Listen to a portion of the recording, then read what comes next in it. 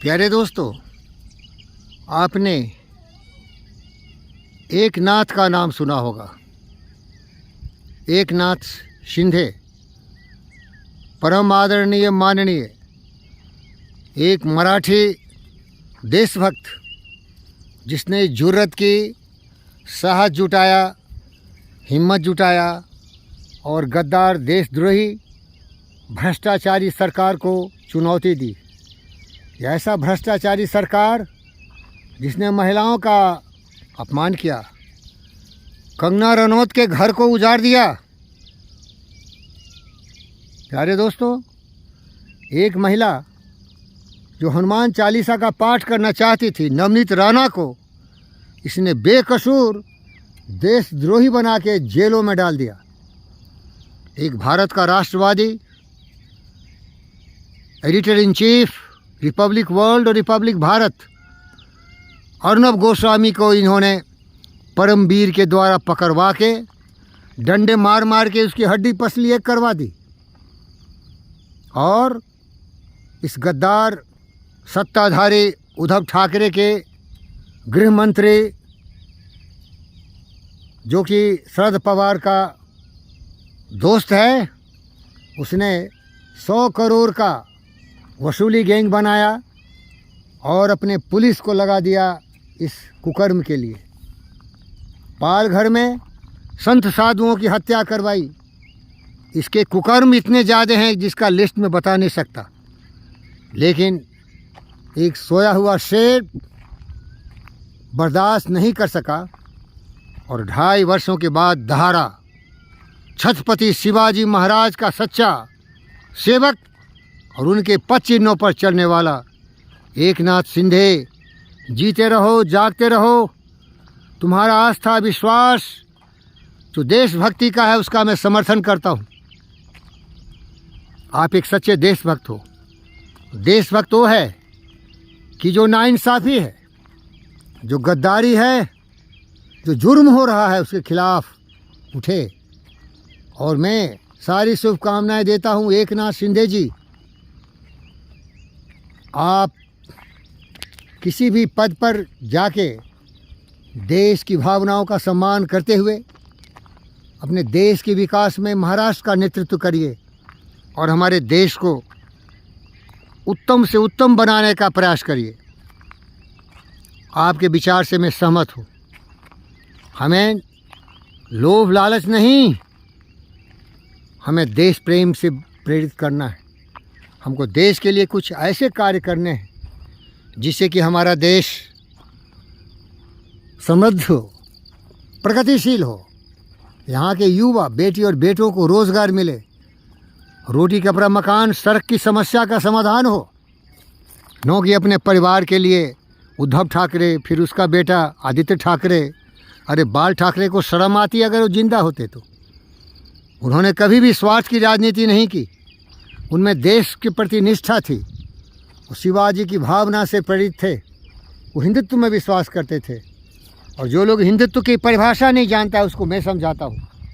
हिंदुत्व कोई धर्म नहीं है, कि जीने की कला है, और कला भी ऐसे जिसे दुनिया सम्मानित करती है। हम साथ मिल के चलें, हम एक स्वर में देशभक्ति की बात करें। हमारा विचार इतना पवित्र हो कि पूरी पृथ्वी को अपना परिवार समझे, हर जीव जंतुओं की रक्षा करें और सबके कल्याण के लिए जीवन समर्पित करें। सर्वे भवन्तु सुखिनः, वसुधैव कुटुम्बकम्, आत्मसर्वभूतेषु। प्यारे दोस्तों, हमें गौरव हो रहा है कि हमारे हिंदुस्तान की शहर ज़मीन पर आज एक मराठी शेर फिर से जागा है और जिसकी चेतना ने इन गद्दारों को ललकारा है। हमें शर्म आती है कि हमारे देश की सत्ताधारी सरकार उद्धव ठाकरे के कुकर्मों को, भ्रष्टाचार को, इसकी दहशतगर्द आचरण को सहता रहा, झेलता रहा। जब अर्नब गोस्वामी को जकड़ के पकड़ के हड्डियां तोड़ा, जब नवनीत राणा को इन्होंने जेल में भेजा, और जब कंगना रनौत ने जब साहस की तो उसके घर तोड़ दिए।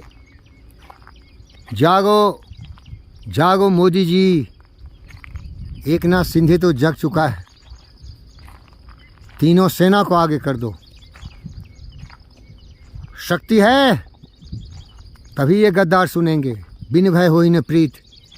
आप कितना भी इनका पैर पूजो, ये आपको गाली देते ही रहेंगे, आपको मारने की धमकी देंगे। इन गद्दारों की जबान बंद कर दो। ये आवाज़ मैं सुनना नहीं चाहता। हमें एक ही आवाज़ सुनने की आवश्यकता है। भारत माता की जय।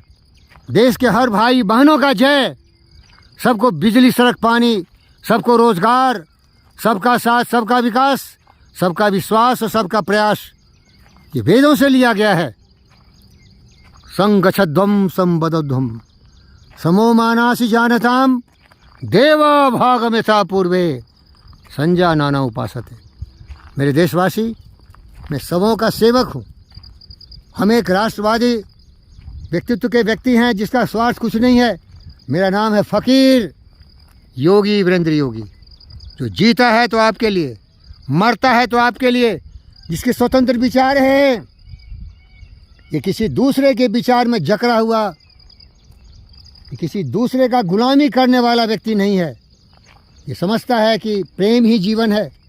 शांति हमारे देश और विदेश के लिए आवश्यक एक मंत्र है, जहाँ की नफरत, नाराज़गी के लिए कोई जगह नहीं हो, जहाँ स्वार्थ की बात नहीं हो, जहाँ किसी भेदभाव की बात नहीं हो।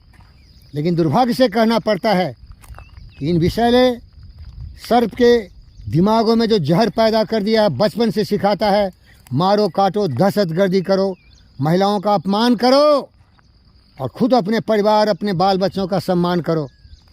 वंशवादी, जातिवादी, ये देश विरोधी गद्दारों से हमें बचना है।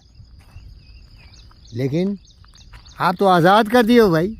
दिन रात ये टेलीविज़न पर दहाड़ते रहते, शेर की तरह देश के खिलाफ बातें करते रहते, भड़काते रहते, और बड़े समझदार ये टीवी चैनल वाले गद्दार भी उनको ब्रॉडकास्ट करते रहते हैं। अरे शर्म करो। इन गद्दारों की बात दूर तक मत फैलाओ। इनके जवान बंद कर दो और इनको समझाओ। इनको फिर से ट्रेनिंग देना है। इनको ब्रेन वॉश करो। इनके दिमाग में जो जहर है उसको निकाल दो, क्योंकि सोच से ही व्यक्ति का व्यक्तित्व होता है। उसी व्यक्तित्व से वो समाज और देश और दुनिया में अपना प्रभाव छोड़ता है। तो अगर कोई विषैला सांप जिसमें जहर की थैली हो काट के फेंक दोगे तो सांप साधु बन जाएगा, क्योंकि जहर ही नहीं उसमें। जहरीले विचार सबसे घातक होते। ये जहरीले विचार सबसे घातक होते भाई। हमारा चरित्र और व्यक्तित्व, हमारी परिस्थिति और संस्कृति, सभ्यता सब विचारों से है। जब उत्तम विचार होंगे तो जन कल्याण होगा। सर्वे भवन्तु सुखिनः, सर्वे सन्तु निरामया, सर्वभद्राणि पश्यन्तु, मा कश्चित् दुःख भाग् भवेत्। संगच्छध्वं संबद्धध्वं समो मानासि जानताम देवा भागमेथा पूर्वे संजा नाना उपासते। याद रखना, यमराज एक ही बार ही तुम्हें बांध के ले जाएगा। बार बार मृत्यु नहीं आती।